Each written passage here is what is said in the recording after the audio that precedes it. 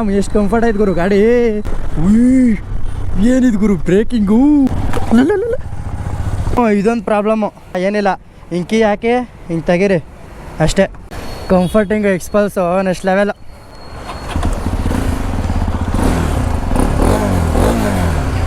Sound ಮಾತ್ರ ಅಲ್ಟಿ. ಎಕ್ಸ್ಪಲ್ಸ್ 210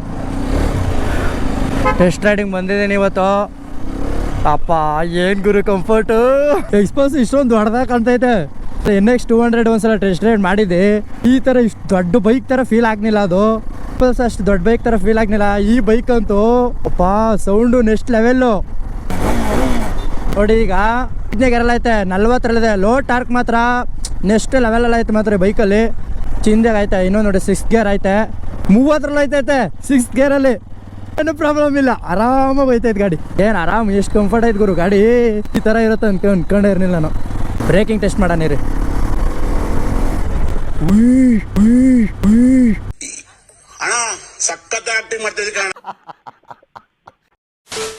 ಏನಿದು ಗುರು breaking. Next ಲೆವೆಲಲ್ಲಿ ಐತೆ ಬ್ರೇಕಿಂಗ್ ಮಾತ್ರ. ಯಾರು ನೋಡಿಲ್ಲ, ಯಾರು ನೋಡಿಲ್ಲ. ಇದು ಆಕ್ಚುಲಿ ಚೆನ್ನಾಗಿದೆ. ಅಯ್ಯೋ ಬಿಡಿ ಥ್ಯಾಂಕ್ಸ್. ದಬಾಕಾಗ್ಬಿಟ್ಟಿದ್ನಲ್ಲಪ್ಪ ಗಾಡೀಲಿ. ಶಾರ್ಟ್ ಕಟ್ ಅಂತೂ ಮಾಡೋಕ್ಕಾಗಲ್ಲ, ಲಾಂಗ್ ಕಟ್ಟೆ ಮಾಡಬೇಕು. ಇಲ್ಲದಿದ್ರೆ ಯಾವ ಮಾರಿದ್ರೆ ಟೆಸ್ಟ್ ರೈಡ್ ಗಾಡಿನ ನಾನು ತಗೋಬೇಕಾಗದು. ಈಗ ಮನೆಗೆ ದುಡ್ಡು ಕೊಟ್ಬಿಟ್ಟು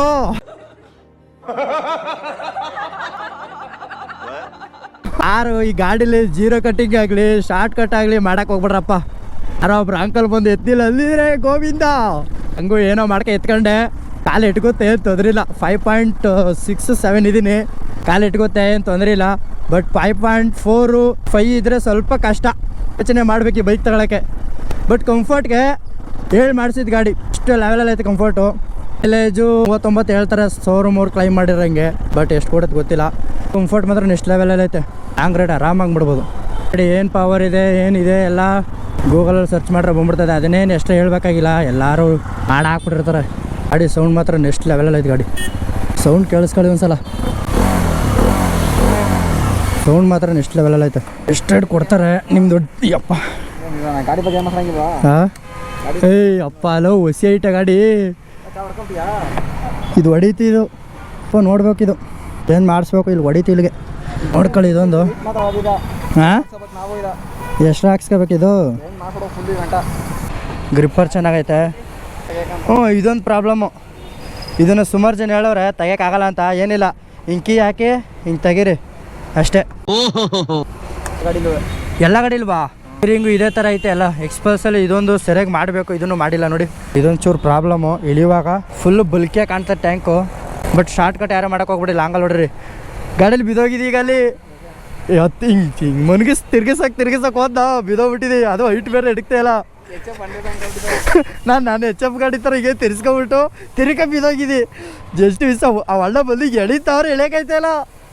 ನನಗೆ ಕಾಲು ಎಟಕ್ತಲ್ಲ. ಈಗ ಅನ್ಕೊಂಡು ಹೆಂಗೆ ಮಾಡಿ ಎತ್ಕೊಬಿಟ್ಟು. ಅಯ್ಯೋ ಯಾರು ಇರ್ನಿಲ್ಲ. ನನಗೆ ತಲೆನೇ ಕೆಟ್ಟಾಯ್ತು. ಈಗ ತಗೋಗಪ್ಪ ಡೆಮೋ ಗಾಡಿ ಏನ್ಬಿಡ್ರ ಅಷ್ಟೇ. ಈಗ DL ತಗೊಬಂದ್ರೆ ಆರಾಮ ಟೆಸ್ಟ್ ರೈಡ್ ಕೊಡ್ತಾರೆ. ಹಿಂಗೆ ಬಂದ್ಬಿಡ್ತದೆ. ಹಾಂ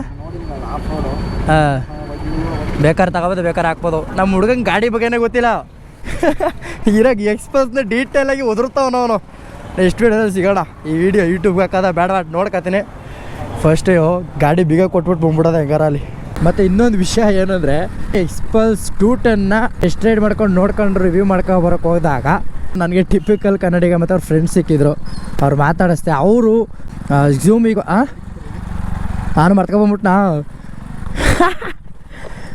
ಬೇಸ್ ಹಾಗೆ ಆ ಕಡೆ ರೋಡಲ್ಲಿ ಬರ್ಬೇಕಾಯ್ತು, ಈ ಕಡೆ ರೋಡಲ್ಲಿ ಹೋಗ್ಬಿಟ್ಟಿನಿ. ಮರ್ತ್ಕೊಂಡೇ ಬಿಟ್ಟಿನಿ ನಾನು. ಹೊಸ್ದಾಗಿ ಓಪನ್ ಮಾಡೋರೆ ಬೋರ್ಡು, ಒಳಗಡೆ ಹೋಗಾಯ್ತು. ಬಂದು ಬೇಸಿಗೆ ಹಂಗೆ ಬಂದ್ಬಿಟ್ಟಿನಿ. ರಿವ್ಯೂ ಮಾತಾಡ್ಕೊಂಡು ಬತಾ ಹಂಗೆ ಹೋಗ್ಬಿಟ್ಟು. ಟಿಪಿಕಲ್ ಕನ್ನಡಿಗವರು ಝೂಮ್ ಈಗ ಬಂದೈತಲ್ಲ ಹೀರೋದಲ್ಲಿ, ಆ ಗಾಡಿನೇ ರಿವ್ಯೂ ಮಾಡೋಕ್ಕೆ ಬಂದಿದ್ರು. ಅವ್ರು ನೋಡಿದೆ. ಹಂಗೆ ಒಂದು ಫೋಟೋ ಹೊಡ್ಸ್ಕೊಂಡು ಅವರಿಂದ ಒಂದು ಫೋಟೋ ತೊಗೊಂಡು ಮಾತಾಡ್ಸ್ಕೊಂಡು ಹಂಗೆ ಬಂದೆ. ಅವರು ರಿವ್ಯೂ ಮಾಡೋಕ್ಕಂತ ಕೆಳಗಡೆ ಹೋದರು. ಬಟ್ ನಾನಿಲ್ಲಿ ಮೇಲ್ಗಡೆ ಸ್ವಲ್ಪ ಏನೋ ಇರೋದ್ರಿಂದ ಸ್ವಲ್ಪ ಮಾತುಕತೆ ಇತ್ತು. ಅದನ್ನು ಆಡ್ಕೊಂಡು ಅಲ್ಲಿಂದ ನಾವು ಬೇರೆ ಕಡೆ ಹೋದ್ವಿ. ಚೀಪೆಸ್ಟ್ ಮೋಟಲಾಗಿ ಸೆಟಪಿಂಗ್ ಅಂದರೆ ನಾನು ಒಬ್ಬನೇ ಗುರು ಜಾಸ್ತಿ ಇಲ್ಲ. ಮೊದಲು ಕಿತ್ತಡಿ ಕಿರಣ್ ಅವ್ರು ಇದ್ದರು, ಅವರು ಅಯ್ಯೋ ಅಣ್ಣ ಒಂಚೂರು ದಾರಿ ಬಿಡೋಣ ನಿಂತ್ಕೊಂಡಂಗೆ ನಿಂತ್ಕೊತಿದ್ದೀನಣ್ಣ. ಏನು ಮಾಡೋದು, ಊರು ಅಂದರೆ ಎಲ್ಲ ಕಾಮನ್ ಇರುತ್ತೆ, ಹೋಯ್ತದೆ, ಅಡ್ಜಸ್ಟ್ ಮಾಡ್ಕೊ ಹೋಯ್ತಿರ್ಬೇಕು ಅಷ್ಟೇ. ಲೈಫ್ ಅಂದರೆ ಅಡ್ಜಸ್ಟ್ಮೆಂಟ್ ಅಂದರೆ ಲೈಫು. ಇರಲಿ ಬಿಡಿ, ಹೋಗೋಣ. ನೆಕ್ಸ್ಟ್ ವೀಡಿಯೋದಲ್ಲಿ ಸಿಗೋಣ. ಈ ವಿಡಿಯೋ ಯೂಟ್ಯೂಬ್ಗೆ ಹಾಕೋದ ಬೇಡ ನೋಡ್ಕೊತೀನಿ. ಫಸ್ಟು ಗಾಡಿ ಬೀಗ ಕೊಟ್ಬಿಟ್ಟು ಬಂದ್ಬಿಡೋದ ಹೆಂಗಾರ ಅಲ್ಲಿ.